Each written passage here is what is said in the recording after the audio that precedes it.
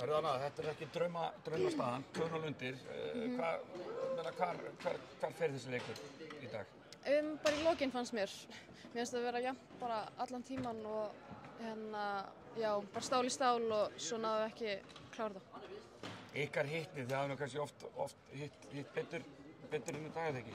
Jú, höfum alveg verið að setja fleiri skot sko, en það kannski ekki, við þurfum að setja þessi skot og klára leikina bara. Lítið skorað allavega í seinni hálfleik, 31-29. Já. En segir hvað, voru þetta svona góðar varnir eða þið bara ekki að Já, mér fannst vörnin góð sko, þær spila líka hörkuvörn og við vorum bara kannski ekki að stilla nógu vel upp í sókn og slutta sókninu nógu vel.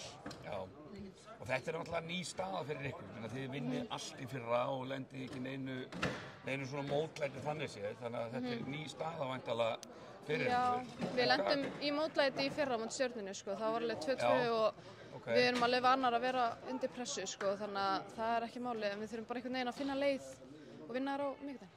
Já, en oft er ágætlega hættulegt fyrir þær að vera í þessari stöðu, 2-0, komnar á sinni heimavöll.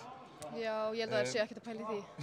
Nei, en já, við þurfum bara að mæta á miðvikudaginn og klára þetta. Já, og hvað, ef þú svona bara rétt rýnir í þetta, hvað þurfum við að gera betur til að ná allavega fyrsta sigur?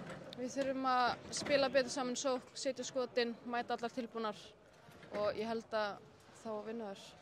Höldum áfram að spila þessa góða vörn sem við gerum í dag.